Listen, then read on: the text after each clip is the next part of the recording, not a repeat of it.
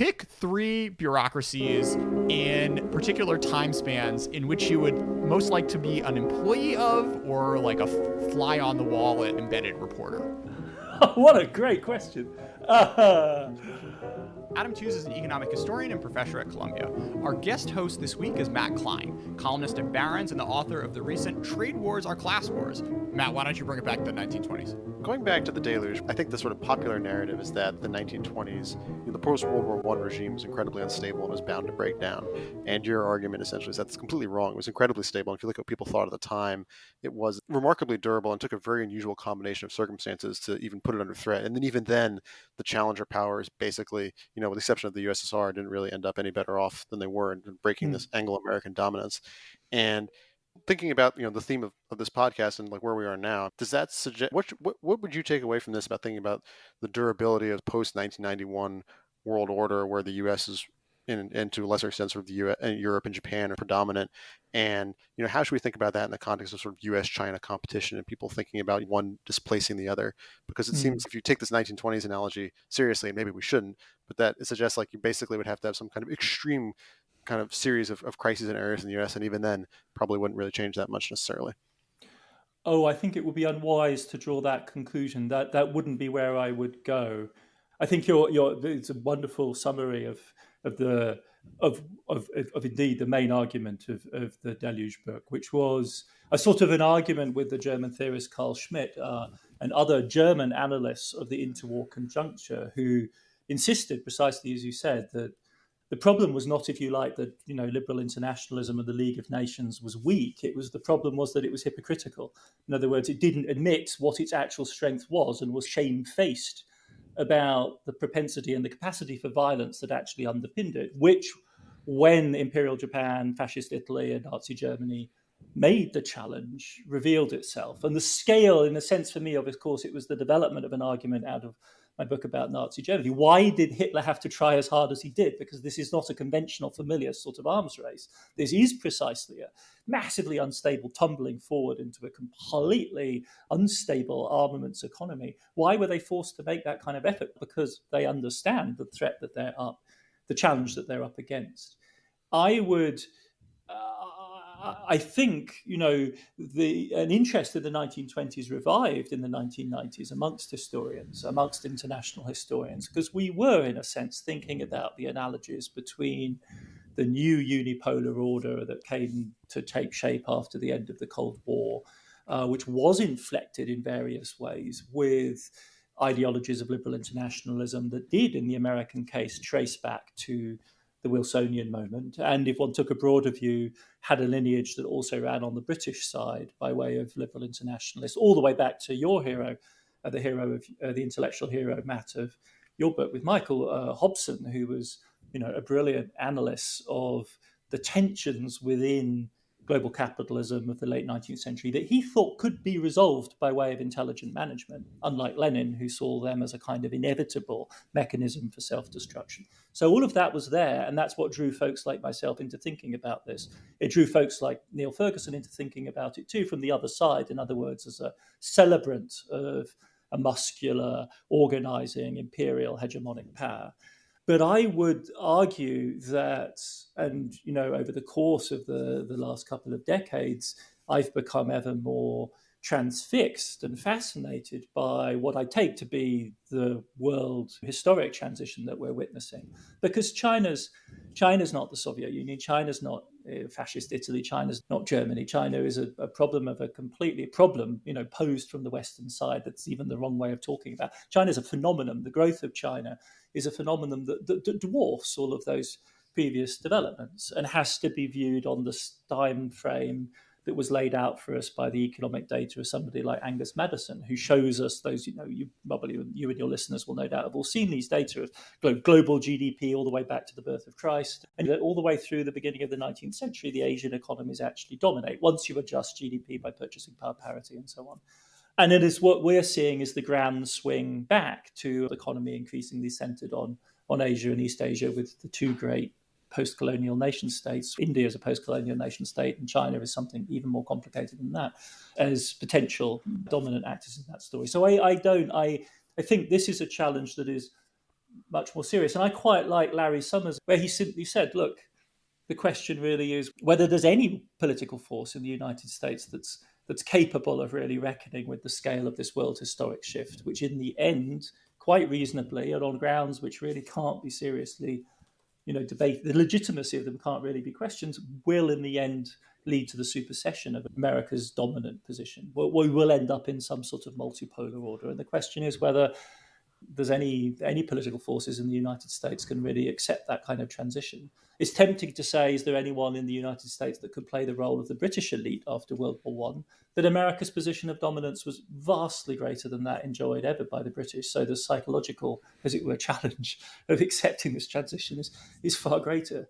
And of course, in key respects, America remains an absolutely dominant player, most notably with regard to hard power and nuclear weapons and that entire domain, but also in certain respects with regard to its financial centrality.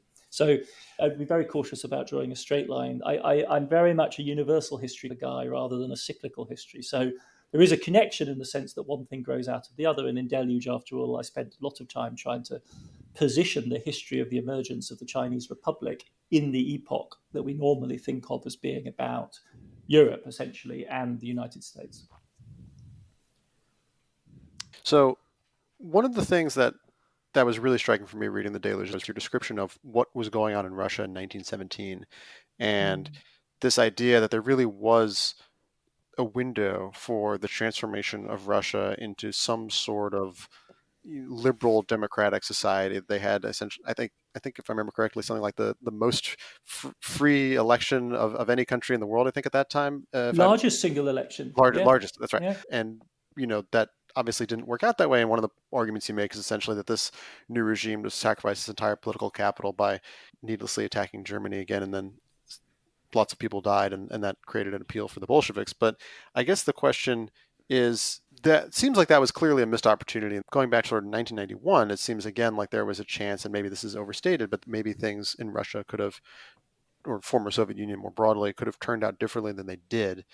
Is this a question of there were these genuine opportunities that were just missed, or is there something more fundamental that keeps pulling this part of the world back towards the various forms of authoritarianism that we end up seeing a sort of general hostility to outsiders? Or is it really that the West ended up at crucial moments making these sort of key policy mistakes?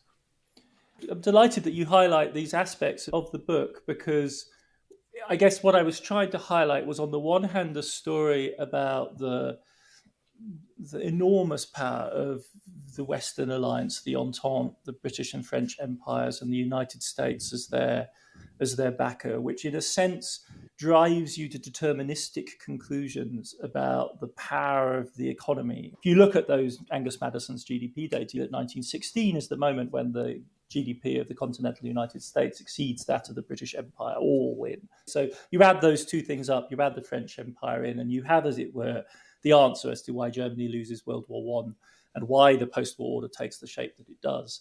And then as a counterpoint to that, and for me really a shocking discovery moving from being a historian of World War II to being a historian of World War I, is this dizzying contingency that we see played out in the period between 1917 and 1919, 1920, with a series of sort of pivotal moments. And I still am, I think, I'm still, in my thinking about modern history, constantly torn between this, you do have to call it a dialectic, between forces of determinism on the one hand and then moments of decision on the other. And there's something about modern history, and it's not difficult to name it. It's something about the aggregation and the concentration of power in modern history, which creates, on the one hand, that, as it were, impression of inevitable telos, and on the other hand, also this extraordinary contingency in which decisions taken by very small groups of people, almost always men, do undeniably play havoc with what you might expect to be the predictable course of events. And yes, indeed, there was this moment in 1917 when, ships in the night, the American president starts the year by saying he wants the war to end with a peace without victory. And then, as a result of German aggression, is dragged into a war to fight it to a victorious conclusion. Meanwhile, within weeks of his declaration, the Russian Revolution breaks out, and the bunch of Russian revolutionaries come to power, whose idea of how to end World War I would be, you guessed it, peace without victory, and find themselves then in the very difficult position of having no one to negotiate with, because the Americans by that point are in the war, which causes them then to embark on this desperate effort to secure leverage for themselves within the wartime coalition by winning another battle against the Central Powers. It's easy to forget that the Russians actually won battles in World War One, and they've tended to win them against the Ottomans on the one hand and the Austro-Hungarian Empire, the dual monarchy on the other, the Habsburgs, not against the Germans. And this is the gamble that goes terribly wrong that summer. But it doesn't prevent them from making good on the democratic promise of the revolution. And they do indeed hold for the Constituent Assembly. So the election that will decide the formation of the constitution under which then other elections will be held, it is the freest, it's the largest election held anywhere in the world up to that point. The American presidential election of the pre-war period, 1912, is a minnow by comparison. And it does include women voters, peasant voters, millions of illiterate voters. And broadly speaking, I think we all agree that it was, if not entirely free, then broadly speaking fair, because the outcome is what you'd expect. So I wanted to show, before all of this is overwhelmed by the violence then of the Bolshevik seizure of power, this possibility opening up. And I do think that the failure of that moment of political experimentation, of course, combined with the extraordinary violence of the Soviet regime afterwards and World War II, deflects Russian history and the history of that region in a certain way. And a certain democratic possibility was foreclosed at that moment. I'm certainly not of the kind of disposition that says, well, then forever after, as it were, Russians and Belarusians and Ukrainians and the Balts and whoever else is condemned to various versions of authoritarianism. That's absurd to argue. And Belarusians demonstrating in their millions with extraordinary courage once again that they don't accept that diagnosis. And you could make the same argument for Ukraine and for the Baltic states as well, not to mention many of the other Central Europeans. So there's no determinism here, but there's no doubt at all that crisis, as it were, pivots European history in a really dramatic way. And the force of the Delhi judgment was about that. I have not written the book. I mean, that I think you would like me to have written. Mary Sorotti has written the book, and you should have her on the show. Like, she's written the book about the decisions after 1989, which in various ways, I think, do prejudice the trajectory of Russia since then. And I don't think it's contentious to argue that somebody like Putin is a product of the failures of Russia's development in the 1990s. And one could, in fact, insert Russia into your story, Matt, the story that you've developed of the world, as it were, twisted in a funny way out of shape by the events of 1989. One of the reasons I love your book so much as a historian is that it's this very canny rewriting of the narrative of the aftermath of the Cold War and the collapse of communism. Because using Germany and China as you do, you show, as it were, the weird, twisted consequences of that for America's position in the global economy. And Russia, after all, is a non-trivial part of that same picture, because it tumbles towards crisis by 1999. It's an epic existential crisis. It comes back out of the other side of that on the commodity boom. And by 2007 is, if I'm not mistaken, the third largest holder of dollar reserves in the world. I think I'm right, aren't I? Third or fourth? Yeah, I think that's right. I think it's, So Japan, China. it's not on the scale of China's surplus with the United States. And it doesn't have the duration of the Saudi petrodollar regime that goes back all the way to the 1970s. But Russia's in that game, and Russia is playing that game hard, right? They are, as you would expect, hyper-conscious of the weird and twisted situation that they're in which they are effectively, to their minds, subsidizing America's increasingly aggressive expansionist military adventures. And that point is made. There's an absolutely brilliant essay by a political scientist on the politics of the dollar in Russia in the 2000s. There's a particularly choice moment where the parliament passes a law outlawing not just the use of dollars for tax payments in Russia, but even accounting and mention, so the use of the dollar as a unit of account. And then Putin slips up in front of the parliament and has to slap himself on the wrist and fine himself for accidentally referring to some budget numbers in the way in which every competent Russian technocrat did in the 90s, which is in dollar terms. And he says, oh, God, no, we're not in that world anymore. No. So it's very difficult. It's important to remember that, Russia by the late 1990s was a dollarized socioeconomic system, a nuclear-armed state which was basically operating using the American currency. So, Adam, another one of the points that the deluge hits on is this diplomatic moment where you have the Treaty of Locarno, you have the Kellogg-Briand Pact, and at some sense, there does seem to be this aversion to, at least within the sort of within the nations that buy into it, an aversion for head-to-head conflict. So we had The Internationalist, which is a book about this sort of strain of thinking and how it has played out over the subsequent 100 years. And I'm curious for your take on to what extent you think the principles of the Kellogg-Briand Pact have lived on past the 1920s. I think that the argument of that book is an interesting one. The essential point that Hathaway and Scott Shapiro are making in that book does, to me, deserve to be taken extremely seriously. And what I'm especially averse to is the kind of easy realist dismissal of international law and associated public opinion as just, scraps of paper. I would self-identify as a liberal, and for anyone who makes that kind of self-identification, scraps of paper matter. They really matter. The question, of course, is what they're backed by and how they're inserted into broader systems of discipline, self-understanding, and of culture. And in a very important way, you can clearly say that the Kellogg-Briand model failed. It has failed, as it were, to end violence. And in certain extreme cases, it has also failed, as it were, to eradicate regimes that were simply willing to flaunt any kind of norms and pursue aggressive war. And it, of course, hasn't stopped the use of coercion and violence for territorial adjustment all the way down to the struggles we see between China and India today or Ukraine. So it doesn't, at that level, you could say failure.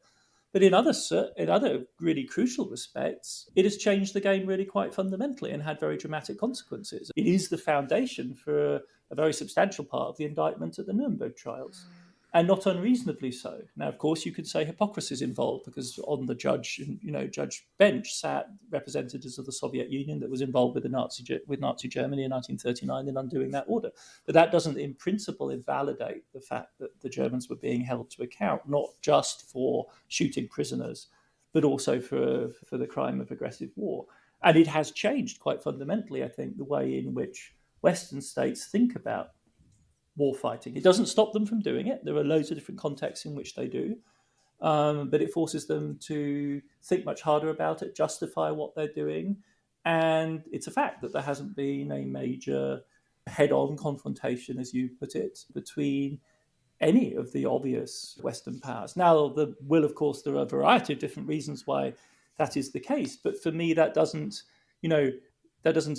invalidate or somehow render irrelevant Kellogg-Briand. Kellogg-Briand for me matters precisely because it in fact articulates and expresses the reality of that status quo, which the key signatures and initiators of that treaty had recognized in the 1920s. So for me, it's a real principle. It's not merely idealism as opposed to a realism which has no values. It is indeed the realization of a set of values, and conversely, the recognition within a set of values of a certain set of realities, which, from the point of view of the major European states, when they're in their right minds, clearly they're not really up for discussion. France, Germany, Italy, the UK are not going to be in the business of fighting wars with each other. So coming to another one of your books, Wages of Destruction, which looks at the Nazi Germany economy.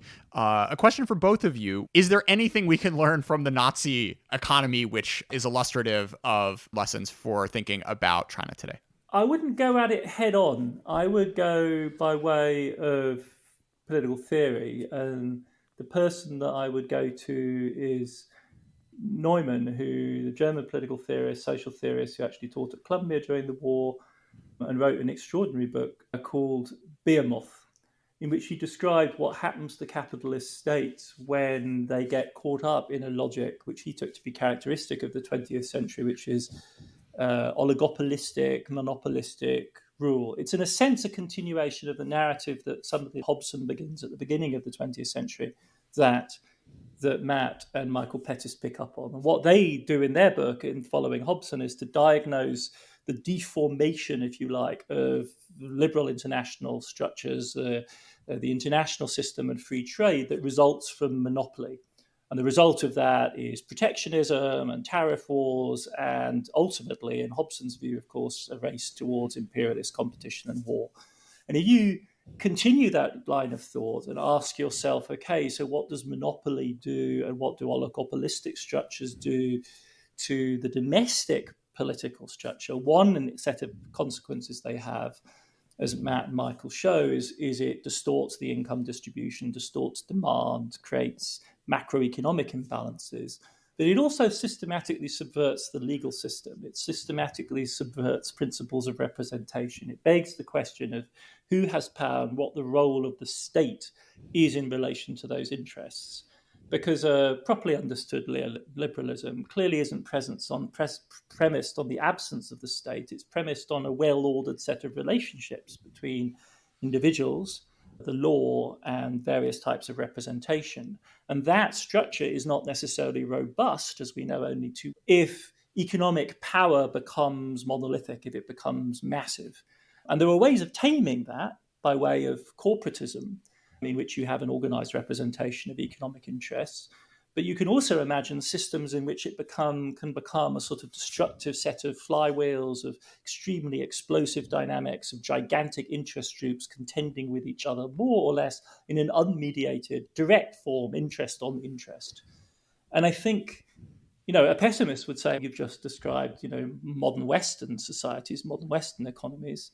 But I think you could also ask how useful that analytic might be for thinking about the situation in a highly complex political economy like China, which of course didn't start out liberal. And as we, I think, increasingly are coming to terms with, is also unlikely to develop in a liberal direction. But does seem to be characterized by a clash within the one-party state of different interests, of agglomerations of technology and capital, of different party factions. And it does seem to me that I would love for us to have a Neumann Behemoth-style treatment of China. So I'm not saying that, as it were, the results would be the same, but it seems to me that analytic would be profoundly helpful, certainly as an outsider, to trying to understand what's going on there. And that would be for me I think that would actually be really a kind of a profitable exercise. I guess one thing I think is interesting, and this is something that Adam was just describing, is that the way that the Nazi economy worked was, it could have been described as capitalist insofar as if you were a strict, from what Stalin described it as part of the capitalist bloc, insofar as you did have sort of private companies in a sense, you did have concentrations of wealth that were outside of the formal structures of the state. And yet there also was a very real sense, I think, in which these, private enterprises and private capital weren't really independent of the state in the way they might have been in some other countries.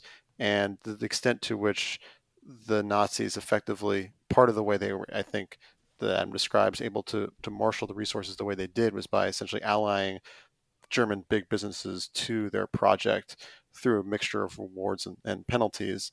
And that integration of the party political objectives with the interests of these sort of quasi-private enterprises and elites, you can, I think, draw links there between the sort of structure of the modern Chinese economy as well. I wouldn't want to draw the analogy too far, but I think that is an interesting parallel, and I think you can argue it's for similar political reasons insofar as you have a government where there are certainly plenty of different factions and competing interests within it that make for all sorts of interesting politics that we can't really observe for the most part. But at the same time, I think it is also reasonable to say that the way that the party is able to drive economic activity, I think there's definitely some interesting analogies there. I would like to emphasize is that my reference to Franz Neumann was, in a sense, it seems to me, as Westerners on the outside, faced with this extraordinarily complex entity or system of systems, what I want to emphasize was the sort of commonality of confusion and perplexity. Like, our categories don't fit very well. It's quite difficult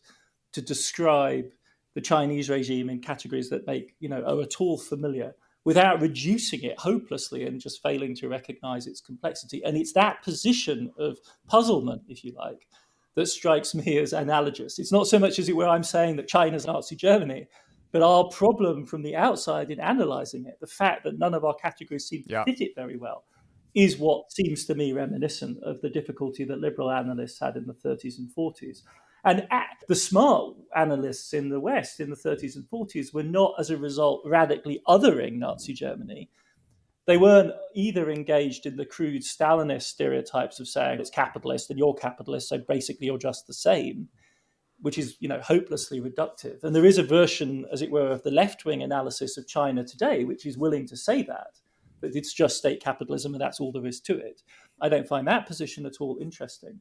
Rather, I, as it were, am curious to go back, in a sense, to read those struggles to make sense of Nazism from the outside. And Neumann was inside-outside because he was an emigre, as an inspiration for thinking in similarly, in open-ended and productive Protean terms about China in the present, not as a template, but as an inspiration. Because I don't, like Matt saying, it's just not obvious to me that there's nothing I can read in the West right now that really makes me feel that I fully understand the dynamics. The sectorally seems to help. I'm impressed by how far people can get when they dig into, policy making. I was very interested, say, in energy policy questions.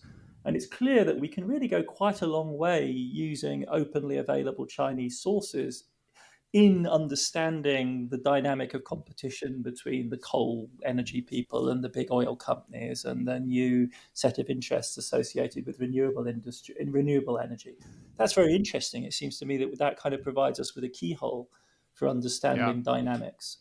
I have a show coming up in the next week or two with two folks who spent their entire careers looking at, party documents, trying to understand, CCP intentions, and they have completely different conclusions about what all this stuff means. This is not researching Nazi Germany in the 1950s when you can read everything, and it will take very long or perhaps never where we are able to really disentangle what is actually going on in the interpersonal relationships within the Politburo, which is for not all things, but for some things, absolutely essential to really understanding what's going on. And there are certain lessons I think we can learn, in the sense that if we can't observe them, then our observation of them is somewhat partial.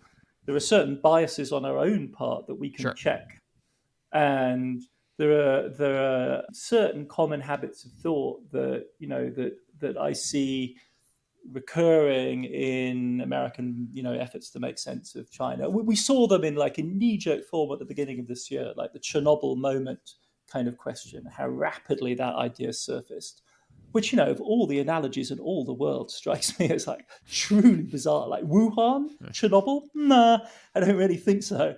Does Xi's regime now look like, the Soviet Union in 1986?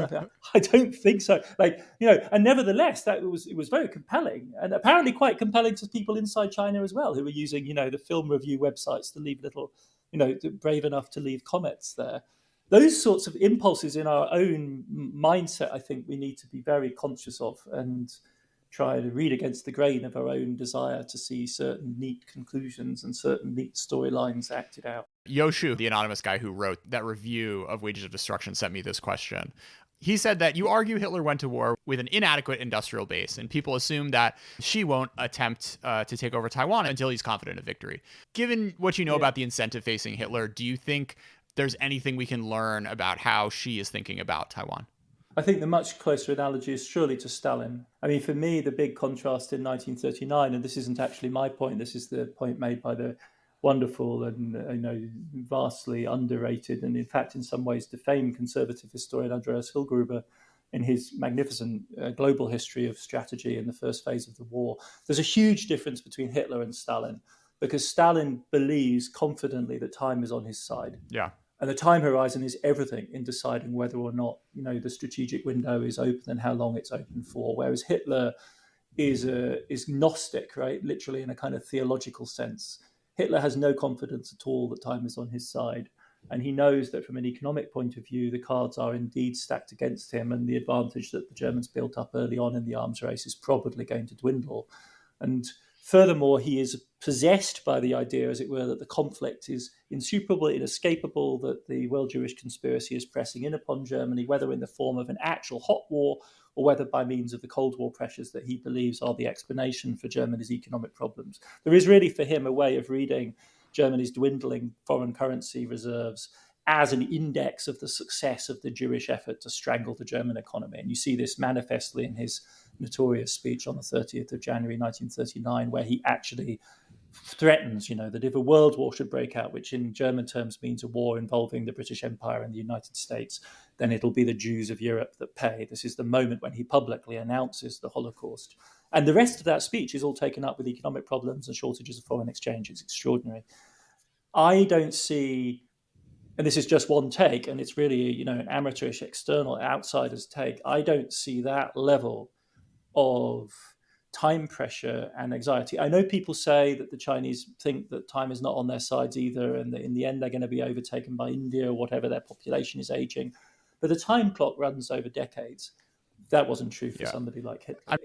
I would acknowledge the relevance of the comparison only as providing a general analytic, which suggests that the Chinese situation is radically different. It's interesting thinking about, the sort of like extreme Republican take on U.S. China and how it almost echoes the clock running out on the U.S. And, we have to shut down Huawei. We have to shut down Schmidt because the time is absolutely not on our side. And every minute we have is wasting. And the answer, of course, to this apocalypticism, which I agree is a very dangerous strand. And in the case of folks like Pompeo and other people who, belong to the very underrated, I think, evangelical faction around the Trump administration, they really do have a kind of end times possibility in their kind of cosmology. And that stuff that's a dangerous thought pattern. Apparently Peter Navarro entirely sincerely believes that there is the possibility of a shooting war with China as a realistic prospect over the next couple of decades. That kind of thinking, and again, like one can only judge this, I can only judge this from the outside. The serious analysts of the American team think that kind of idea is there. That's dangerous stuff because clearly the job, as it were, is not to refuse a relative decline because that's necessary and legitimate and inevitable. The question is to code it as something other than end times. And this is the kind of German, the farcical element amidst the German tragedy is that in 1945, they, not surprisingly looking around them, are expecting Finis Germaniae, literally somehow like the final historic erasure of Germany. And we know that's absolutely not what happened, right? And it never needed to have happened. Konrad Adenauer is older than Gustav Stresemann, and presides over the resurrection of a Germany that turns out to be absolutely essential to the European balance of power and the European economy, and everyone welcomes back and makes go and then rich. So it's this sort of apocalyptic thinking of a history that's going to end with some sort of big bang, or some terrible, ghastly, discreditable whimper, rather than just facing up to a reality in which the world is different and changed and America's position is not what it was in 1945, which is not, after all, the end of the world. So I agree with that. With the worry for me is more about the American side than it is about China, to be honest. That this is in no way to diminish the aggression that Beijing is clearly displaying, its determination to resolve, quote unquote, the Hong Kong problem. And I think probably it's, very earnest commitment also to, in their terms, find a new solution for Taiwan in the foreseeable future. So this isn't to underestimate the seriousness of that intent on their part, but I don't think it's driven by the insistent ticking clock kind of logic. So who's the German legal theorist Schmidt, and why is he having a bit of a renaissance nearly 100 years later in China today? It's one of the truly remarkable facts about, I think, the last 15 to 20 years of Chinese political thinking. And there is political thinking in China. It's worth saying this. There are people, deeply intelligent, obviously, brilliant political and legal theorists in China trying to articulate and make sense of the logic of this emerging power. And one of the sources that they go to, and this has emerged from the tireless work of many translators of recent Chinese political writing and international relations thought, is a German political theorist, legal theorist, Carl Schmitt. And he really had his heyday in the Weimar Republic, the 1920s, and then was one of the key legal minds behind the early history of the Third. He was Goering's lawyer as the Prime Minister of Prussia. He provided one of the chief legal justifications for the overthrow of the Prussian government, which was a prelude to the Nazi seizure of power to national level in Germany. He went on to be one of the most influential legal theorists of the Third Reich in the 1930s. And apart from his alignment with the party, which is true, say, of many German intellectuals in the period, he was also a flaming anti-Semite, so not above labeling colleagues with, the name Judah and attaching yellow stars to bibliographies. A truly hateful anti-Semite. Lived on deep into 1970s or maybe even the early 1980s. He grew to maybe he was 100. He just wouldn't die and became a kind of pivotal influence on German legal thought even after 1945. So he runs a sort of secret seminar and has been quite influential on German legal thought since. Why? Because he is, if you like, one of the most hard-nosed answers to liberalism and liberalism's cant. What he insists upon is understanding politics as a distinction between friend and foe, friend and enemy. He insists that legal orders have real foundations in space and in power, in the taking of a territory, fundamentally, that they therefore also have limits and necessarily have limits, that they define insiders and outsiders, that structures which are truly comprehensive are threatened to emerge in the course of the 20th century. And he's one of the people that was very influential in me in writing Deluge, because he understood the order that emerged at the end of World War I as a unipolar order, a kind of universal empire defined by the United States, but not simply as a peaceful empire, but as essentially the instantiation of the overweening power of America, the British Empire, of business. And he was one of the most coruscating and effective critics of the way in which liberalism disguises its power in morality and the logic of commerce. And having laid it out like that, I think you can see why Carl Schmitt has been attractive, not just for Chinese legal scholars, but for a variety of scholars, both in Europe and in the United States. There is a live, active Schmittianism in Harvard Law School around the figure of Adrian Vermeule, who's arguing essentially that to understand the actions of American government since 9/11, you have to be willing to understand the legitimate role for executive power in defining the enemies of the state and going after them. He is one of the people justifying the use of torture after 9/11. But also the emergency powers invoked by Ben Bernanke in 2008. You do that against the backdrop of a set of political commitments. This is the sort of moment of here I am and I can do no other. This is my politics and this is the political and legal regime which instantiates that.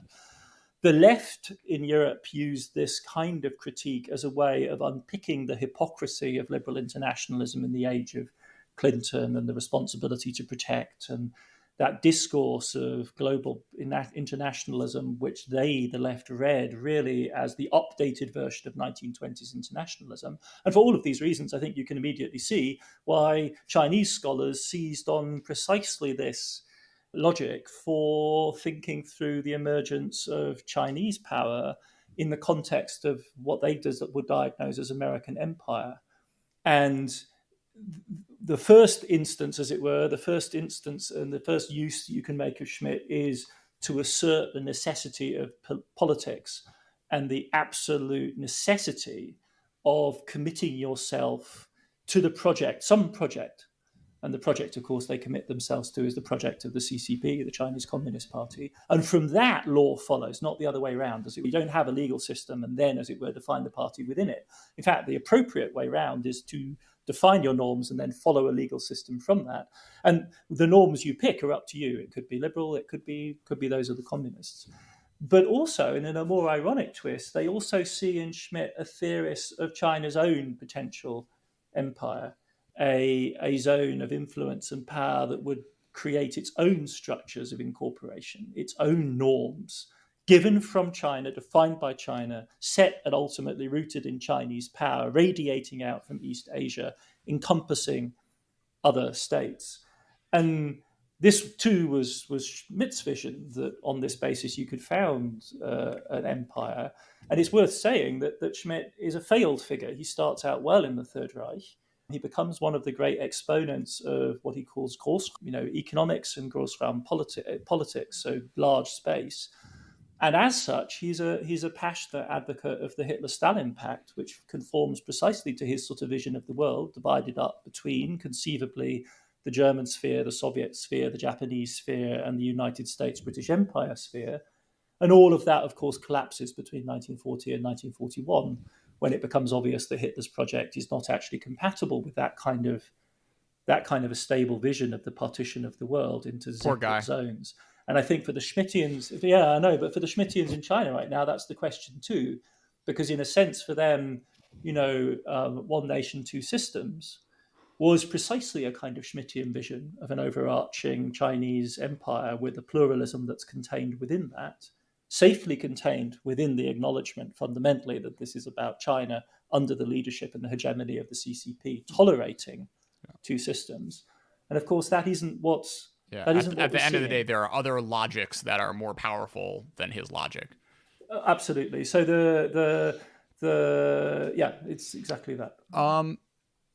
Adam, I don't know if you have any thoughts on the evolving Nazi rationale for labor camps and Xinjiang. To my mind, Xinjiang seems to fit much more squarely in the logic of sort of the Soviet gulag system than it does in this sort of exterminatory logic of National Socialism. There is an element of the Nazi concentration camp system, which is a forced labor camp system, but it was always ultimately genocidal in the literal physical sense. I think there's every reason to think that the Chinese project of cultural transformation probably meets genocidal standards in Xinjiang. At least it goes a very long way in that direction. But it's not obvious that there's no necessity for destruction through labor, which was understood by the Nazis an absolutely core component of, especially their incarceration, of course, of the Jewish population and their murder of the Jewish population, but also in the long run, very large slices of the Slav population of Eastern Europe as well. I don't see that logic being analogous. I do the logic, the colonial logic, the settlement logic, the use of forced labor in an archipelago of forced camps for the purposes of political re-education and also infrastructural transformation. The history, after all, of the Xinjiang forced labor complex and the state-owned enterprises there goes all the way back at least to the Cultural Revolution, if not the late 50s.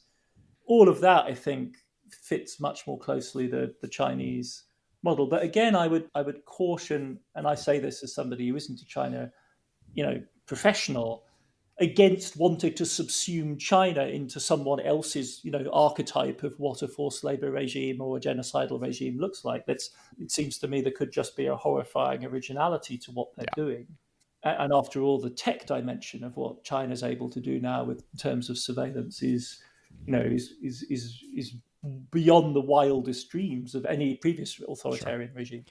The apparent desire of the local government in Xinjiang to reduce the birth rate of the Uyghur population, I think, is something to add as well, complicating the story of how we would characterize this one way or the other. Yeah, obviously shouldn't. It's something that too easily slides out of consciousness. But the Chinese regime undertook what Foucauldians would call one of the most extraordinary, grotesque, grandiose, and also very violent biopolitical experiments in history, which is the one-child policy, it pursued that towards the Han population. That it's then also capable of taking those kind of techniques and applying them to a resistant, the Uyghurs or Tibetans or whatever, Mongolians ultimately, I think one could imagine, is not, I don't think, surprising, but it's the same toolkit, right? Exactly. And in the 80s, it was ferocious in its intrusiveness. The monitoring of women's menstrual cycles, forced abortions. This stands alone. No one's ever done that before. On that scale, it's quite mind blowing and too easily, I think, consigned to the history books. Yeah, I mean, of course, this was a technocratic regime deciding that this is the best thing, and then getting a whole bureaucracy and apparatus to buy into it. Yeah, some people tell us it's driven by a bunch of people from the rocket, the aeronautics program, and people who came out of Western-inspired cybernetics thinking, basically taking the limits to growth diagnosis of the Club of Rome just a little bit too literally. So I completely agree, Matt, that element of the repressive apparatus in Xinjiang is really dramatic, and I think fully consistent with an indictment in terms of the charge of genocide, but part of a piece with the absolutely radical way. I mean, for me, this is one of the real puzzles about COVID, right? This is a regime which, in the name of socialist transformation and so on, shrinks from nothing, but has also been, astonishingly effective in its approach to the virus. And perhaps the common denominator is simply control, right? Perhaps the common denominator is that this really is a matter of the highest possible political stakes. To not be able to control this virus would be a far more serious blow to the prestige and legitimacy of a regime which has those kind of pretensions than it is to the Trump administration in the US, which in the end just shrugs. I have two somewhat lighter ones before we jump in. So Adam, at what percentage of your total reading consumption, like when it exceeds a certain amount of World War II, means you're reading too much about World War II? Yeah, I think this is a question that really has haunted me throughout my life. It's actually a very valid question. I grew up as a little kid in England initially in the early 70s, which was this was before Star Wars. This was before anything else occupied our imaginary. And it was only 30 years after the war, less than 30 years after the war. So it was very, very close, and it dominated the childhood of my parents. So I was completely immersed in World War II imaginary. All my toys, precocious early reading of tank books and God knows what, museums, the whole works. The Imperial War Museum in London was my place of pilgrimage. And then I was transplanted to very politically correct, very right on West Germany, Heidelberg in particular, in 1973. So where the war was completely taboo and we were about to be immersed in a generational project of coming to terms with the Holocaust. And it really did my head in. And, you could say I've never really fully recovered from that initial shock that everything that I obsessed about as a little boy suddenly became very, very dirty. Like it was not stuff that you spoke about. It turns out, of course, that West Germany in the 1970s had a military culture and you could find it, but it was literally in the same place as the pornography. It wasn't for children. And I nevertheless found my way there and rekindled that interest. And I do think I think I would answer it in the reverse. And for the anniversary, in the middle of the COVID crisis, we came upon, after all, a highly significant anniversary of World War II. And I forced myself at that moment to go back and write a piece for the anniversary of the end of the war, because it also seems now to me to be important to go back to that history and to recognize its protein impact on the world, especially if, after all, we're now going to take seriously regimes like the Russian and the Chinese regime, for which the history of World War II is absolutely foundational. One of the things I find, I have to say, charming about reading otherwise very dry, regime material from China is that the Chinese colleagues unhesitatingly make reference to Stalingrad and the Eastern Front as a kind of litmus test of their seriousness of thinking about violence and politics and history. For them, that history of struggle and the triumph over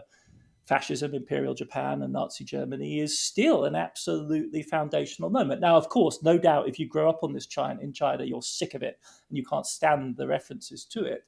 But I think for us in the West, it's actually quite healthy to be reminded, and particularly from that vantage point. So I kind of balance myself right now. Of course, most of the time I spend my time in the world of finance and the world that Matt and I got to know each other in, and then the world now of Anthropocene and climate, political economy, and now COVID.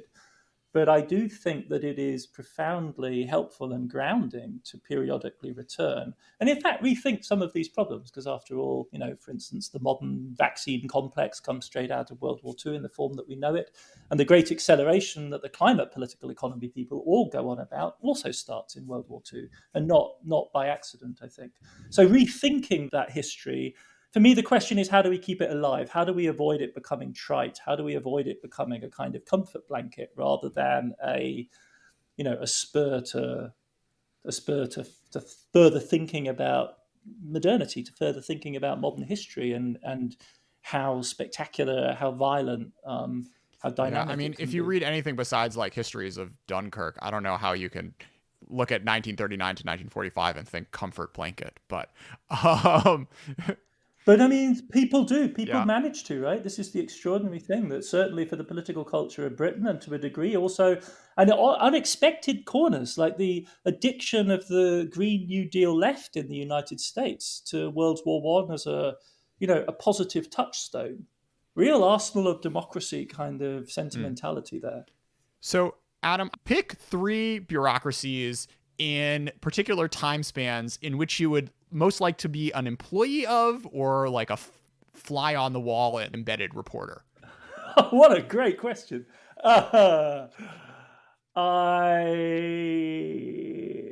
would like to have been in the Prussian state in 1806 and to have witnessed the shock of Napoleon and the recovery and the emergence of the moment of German idealism and the arrival of Hegel in Berlin and Clausewitz. And I think that would have been a spectacular, specifically as a bureaucrat. If you think about like moments of bureaucracy, as a Brit, somebody interested in economics, I want to be in the Treasury in the UK any moment that Keynes is around. Could be during World War One, could be during World War Two. To see a bureaucracy that in some respects, of course, is the ideal type of a high-functioning machine, the UK Treasury in its heyday. If you read the reports from Versailles, the Brits are effectively the people running the show because the civil service in the pomp of the British Empire was a magnificent, bureaucratic machine. And then to see it inspired by a genius like that. It's parochial, but hey, like it would have been pretty interesting to be in Bonn in 1989 and to have seen that moment from the inside. It would have been pretty extraordinary to have been in the Kanzleramt, Kohl's Kanzleramt at that moment. And some of, I think, of those people are majorly underrated players. And we know now from Mary Sorotti's work and others, that the end of the Cold War is a multipolar business. But I think as somebody who grew up in West Germany, it would have been fantastically interesting to track that moment from the inside. I'm ignoring the obvious, obviously, Federal Reserve 2008. But those, for historic moments, 1806 in Prussia, the Keynes UK Treasury moment, and then maybe in the Kanzleramt in the Chancellery in Bonn in 89. Matt, do you want to answer this question? Oh man, yeah. Assuming no language barriers, which I'll do as a given because I don't know things. Definitely would love to spend some time inside of MITI, or alternatively Japan's Ministry of Munitions before World War II. I think Alexander Hamilton's Treasury Department would also be pretty cool. Yeah, I was going to say, come on, we've got to have some heroic American moments. And then surely the New Deal, the 100 days, or, one of those moments would have been pretty damn good. That's a good point. How about Lincoln's War Department when there's 20 people running the entire logistical operation? That would have been something too. You go back to the beginning, like Colbert's, beyond Colbert's staff or something like that. Witness the birth of bureaucracy in the form that we now know it. But what an excellent game! I don't know how I can top that. What would Konrad Adenauer think of today? I think Konrad Adenauer would be he'd be having a look at Berlin and he'd be going, maybe they're not going to disappoint me after all. It was said that during the worst moments of the Eurozone crisis, the shadows of the great old men of Christian democracy were in fact very potent in the CDU and around Merkel. And there was a real sense, Helmut Kohl went on the record in various very undermining ways to say, he had this phrase about Merkel, he called her my girl, and she's going to screw it up. And one of the many things to like about Angela Merkel is just simply the aplomb with which she, obviously I have many differences with her over her policy towards Europe during the Eurozone crisis, but you've got to admire the steadiness with which she has resisted that kind of condescension And in the end, in May, and it came very late, and through a variety of different pressures, Berlin has done the right thing. And it's not enough it's not clear that it'll be enough, and they need to do more. But they have responded also to the shifts in German public opinion, which constantly also ask themselves this question: are we screwing this up? This European thing that we contributed so much, our state, something that our state can be proud of, the Federal Republic, are we screwing this up? And she shifted position very dramatically in May. And so I think Adenauer will be taking a breather. He must have been very anxious, you'd have to say, for the last 10 years or so. It's been pretty rough going. And of course, he would be worried about America, I think, very profoundly, but then everyone else is too. So there's nothing very distinctive about that. So who would you pluck from history to run the U.S. starting in 2021? Well, if you give me kind of German stereotypes, I mean, I think what we would need is a Gustav Stresemann. Why Gustav Stresemann? Because unlike Konrad Adenauer, Gustav Stresemann was a die-in-the-wall, hardcore imperialist, advocate of unlimited submarine warfare during the war, and nevertheless realist enough after a mental breakdown in 1918 to pull himself together again and say, looking at the world and having visited America the way he had before World War I and coming from a business background and thinking hard about the future, we're just going to have to give this up. All this stuff that I loved, all the klimbim, all the imperialism, we're going to have to give it up. And he gives this rather striking speech to the League where he says, Europeans have spent all the blood they need to spill to demonstrate their valor. They've got nothing more to prove in that department. Let us in future seek, glory through scientific competition, through commerce and through sport. Now, Matt will immediately flinch at German competitiveness and the export surplus, which is already the fantasy in the background there. Though, in fact, the Weimar Republic, of course, runs trade deficits, and that makes them more valuable. That makes them too big to fail. But nevertheless, I think that's the kind of mindset. If you were picking from the range of German figures, if you're going to play that game, that's the sort of mindset that we need, is somebody who's able to perform that kind of pivot with that kind of realism and to think through its implications. Something that I've gotten the sense of from reading the Tooze trilogy of Wages and Deluge and Crashed is one of the themes connecting them is this relationship between state power and economic and financial constraints. And one of the takeaways you can get from Wages and from Deluge is that a lot of what we think of as sort of financial constraints can be overcome by just determined to mobilize resources in sort of a wartime economy, and that there are still sort of real economic constraints in terms of labor shortages or access to raw materials, but conventional financial constraints like how much debt there is or whatever turn out to be somewhat less important. And one of the things that's interesting about Crashed is that despite the knowledge that we should have had from previous experience, that most governments, with a notable exception of China and Russia, basically acted as if they were constrained by these sort of financial circumstances. To sort of bring things to the present, I know you're looking at the coronavirus and the reactions now, and it seems like we've seen the reverse, where the U.S. and Europe seem to have learned from the experience of 2008 and are being much more aggressive, the governments, in responding to the crisis, whereas China, sort of the opposite direction, is doing things in reverse and being actually much more conservative. You're absolutely right, Matt, that I think is what the history of the long 20th century suggests, that there is this remarkable freedom in the modern economy with the resources of the modern state to mobilize financial and monetary means to do the things that we want to do, which are constrained ultimately on the real side. And in European history and in global history, the early 20th century provided several lessons along these lines. The first experience of this type was World War I, which was a sort of learning by doing. And as I was showing in Wages of Destruction when I was looking at Nazi Germany, in the 1930s, there was quite a deliberate effort, as it were, to use financial and monetary means to mobilize a real economy to the absolute limit of its potential. And to be a little trite, you could say that the lesson learned from that in the genealogy of European neoliberalism was, yes, absolutely, that potential is there, but beware, because in that potential lies the possibility of political disaster. Because Keynesians may look at this scenario and say, that's great, the problem of unemployment is solved. And a neoliberal will stand back and say, hang on, you're being naive. What you're not understanding is that this basically unfetters politics. And sure, if you're dealing with a bunch of herbivorous social democrats, they'll take you in one direction and you'll end up with a welfare state and full employment. But if this same knowledge is in the hands of a group of nationalist militarists, what you've really provided them with is the blueprint for highly efficient mobilization of a military economy in times of peace, and then a natural segue into war economics.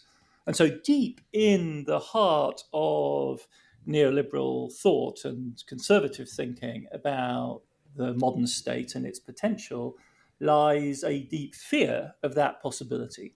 We tend to concretize it too much immediately by talking about inflation and so on. I think at a more abstract level, it is a genuine anxiety and fear about the potential, the explosive potential of the knowledge of this fact. I wouldn't say that that's the only thing that defines fiscal conservatism in the 20th century and down to the Eurozone crisis, which you alluded to, Matt. The fact that the Europeans and the Americans boxed themselves in. There's a variety of other constraints. There are, the interests of bondholders of various types at key moments. One could enrich this story enormously, but if you were looking for just a simple segue from the history of Nazi Germany and the history of the experience of the total war economies to the present, it would be by way of that backflip, like the recognition of the danger that kind of politics potentially poses. Now, of course, none of those risks were really present in the moment in 2009-10, and we nevertheless lurched our way back into austerity.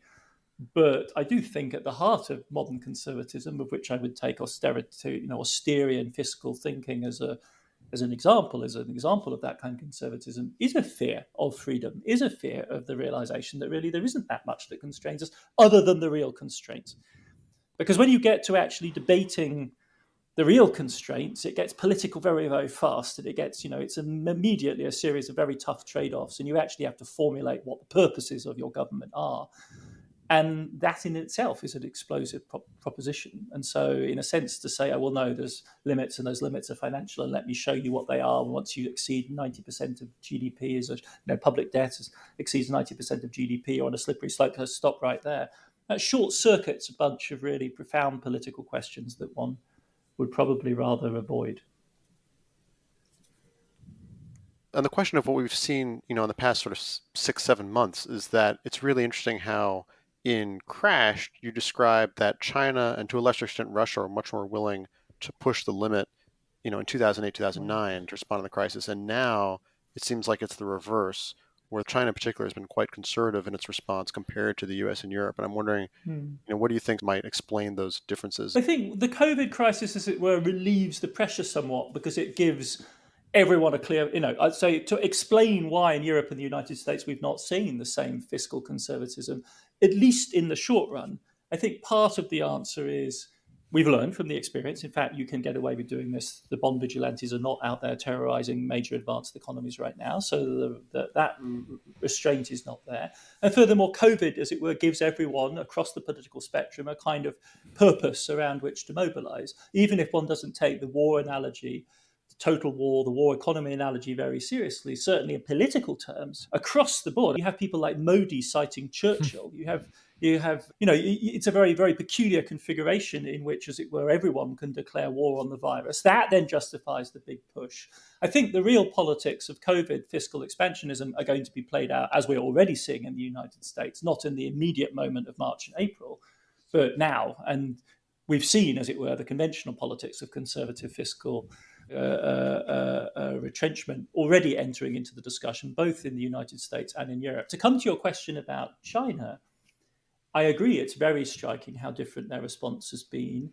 I think it's important probably, and you folks know China far better than I do, but I'm a little worried that we're missing a piecemeal stimulus that is in fact quite substantial, but they haven't, as it were, announced it in one fell swoop and driven it through the apparatus the way they did in 08-09. I think if you add up the various elements of piecemeal stimulus since, and you've got to remember it starts earlier in China already since February, it does actually add up to a fairly significant expansion. And a lot of it is being done indirectly by way of the balance sheets of the big commercial banks. We haven't seen the big push and we haven't seen the big expansion from the People's Bank of China. And one has to speculate about why that might be. One potential response is they maybe don't think the crisis is as bad. And they have, after all, contained the virus more efficiently and effectively than any of us in the West. But then I thought Michael Pettis's argument from early on in the crisis is interesting in that they may also be more constrained. They may worry about the legacy of, your diagnosis, essentially, that they are sitting on the legacy of decade plus of excessive investment. Their financial system, in crucial respects, is fragile. I don't know whether you saw, but there's been this extraordinary move now to regulate the big 12 property companies, and that's going to be very interesting to see whether they can rein in the giant balance sheet of the Evergrandes of this world. And then I think the third part that Michael highlighted was, as it were, the fear and the memory of 2015, which is easily underestimated, I think, from a Western point of view, just quite what a shock that was with the sudden collapse in the stock market and the hemorrhage of over $1 trillion in foreign exchange reserves, which even for China is a lot of money. So I thought Michael's analysis was interesting when it came out. I think it was March or early April, and it still, I think, seems to hold up. Right now, that we may even be in a kind of competitive conservatism where you see the People's Bank of China, or at least certain pundits around the People's Bank of China, positioning China as the conservative antipode to the feckless Fed and the ECB and the Western central banks that are doing all this QE and all these sort of monetary experimentation. There's been quite a live discussion, after all, in China about QE, monetary financing, and so on, where conservatism, so far as I know, has prevailed. So, Adam, you recently wrote a really interesting essay for the London Review of Books, in which, among other things, you argued that the U.S. lost the Cold War in Asia, and that taking a long view of the past 31 years or so, that it wasn't really a situation where actually American interests were advanced, even though in principle it seemed like at the time we'd won with the collapse of the USSR and the expansion of NATO. What would winning, in your view, have looked like relative, to what actually occurred? And, sort of following up on that, maybe making an analogy that's a little unfair, to what extent would, the emergence of China and in an anti-democratic government have sort of inevitably led to some sort of hostile relationship, in the same way that, despite being allied in World War II, the USSR and the US eventually came into a sort of hostile post-war relationship? I do think it's worth pondering, like, what it is that we mean when we say, and when we anchor our understanding of late 20th, early 21st century history on the idea that the West won the Cold War. And in Europe, that has an obvious meaning. To answer your question, what would it look like? Well, it looks like the collapse of the Soviet Union, the disintegration of the Warsaw Pact, the incorporation of the former Warsaw Pact states into the EU and NATO. That's what victory looks like. And that is the result of a culmination of several decades of crisis in Eastern Europe, up to and including, the martial law in Poland and so on. That none of that happened in East Asia, and we were fought to a stalemate in Korea. Vietnam is a debacle, and one of the key anchors of the ultimate triumph over the Soviet Union is, after all, an alliance, the live and let live alliance with China. And in 1989, at the moment, as it were, where the chips are falling and the Warsaw Pact is disintegrating in Eastern Europe, we have Tiananmen Square. So the Communist Party basically giving notice that it intends that this regime change will not extend to them. So that's what I was gesturing towards. And in a sense, the reality that we face today, in its complexity, in its rebarbative nature, in the fact that we are really dealing with a Communist Party that's alive and kicking, not, of course, as it were, the Communist Party of Mao, but nevertheless a heir descendant of that party, is what we have to sort of get to grips with and come to terms with. And that, I think, does force us, and ought to force us, to reconsider this notion that the Cold War ended with us winning. It did in Europe, it didn't in Asia. And Korea feels the force of that, Japan feels the force of that, and has felt that for some time, and the United States is now coming to terms with it too. Last one for you, Adam. Can you talk about the transition of writing about stuff that happened 50, 100 years ago to doing more contemporary stuff, and what advice you may have for historians to not embarrass themselves? I don't think there's any guarantee against embarrassing yourself. I think it's a very tough test, and it's a risky thing to do. But I would nevertheless insist that every historian ought to do it at least once as an exercise, because I think it's inescapably obvious that, as Croce told us, like all history is contemporary history. We are, whether we like it or not, our views of the past and our understanding of the present is entangled. And therefore, our position in the present and our understanding of the present necessarily shapes our understanding of the past. And that is quite difficult to feel if you're dealing, at arm's length with a period of history that's a very long time away. But you feel it, with almost visceral intensity, if what you're writing about is literally affected by the news that you read when you wake up in the morning. And I have to say, writing about COVID, as I'm attempting to do right now, is even more stressful and demanding in that respect than writing about 2008 was. Because when I started doing that, I was looking back from 2013. I thought, there was a sort of closure narratively. We'd had whatever it takes. We had Obama's re-election. It looked as though we kind of understood how that story had played out. And of course, over the years that followed, it became vastly more complex. The risks are absolutely real. The tension that it generates is real. But for me, it's been extraordinarily productive of just reflection and insight. I don't think it has made me any less a historian, because what I am trying to do is to grasp the present as history as it happens, which after all is what we claim that it is or will become. It is involved with risks, and I'm not going to say that I feel that there's any way of escaping that. And for that reason, I think it's also a test of judgment. And I think you embarrass yourself if you display poor intellectual judgment, and in a sense, bad taste and simplistic thinking. And to that extent, it's a very severe test, because it becomes very obvious very quickly to many people if that's what you're manifesting. And for me, something like Twitter is an even more speeded up version of this, because what that allows me to do is it's almost a daily sounding board on what a bunch of incredibly smart people, all with their distinctive perspectives, sometimes with their own interests, are judging to be relevant and interesting on any given day. And you are basically testing yourself whether you can produce a credible or thought-provoking or interesting, very compact statement about whatever graph shows up, whatever headline is coming out, and whether you can manage the psychological stresses and tensions and emotions and questions really of moral and almost ethical judgment that arise from that.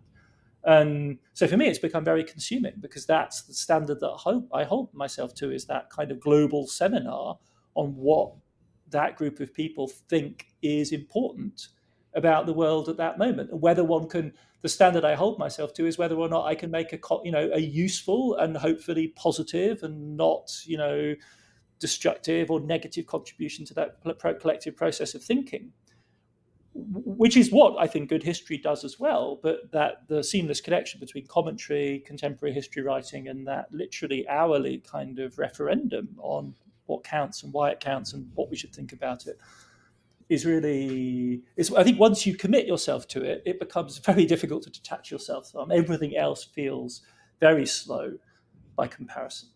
And that doesn't for a second mean that you should abandon perspective, or that, that your distinctive contribution isn't perhaps remembering rather more acutely than other people the political economy of the Paul Volcker moment in the 1970s, or that swap lines actually needed to be used in the 1960s, or, that the Chinese Republic's history goes back to World War I, and China's struggle with Japanese nationalism has its origins at that moment.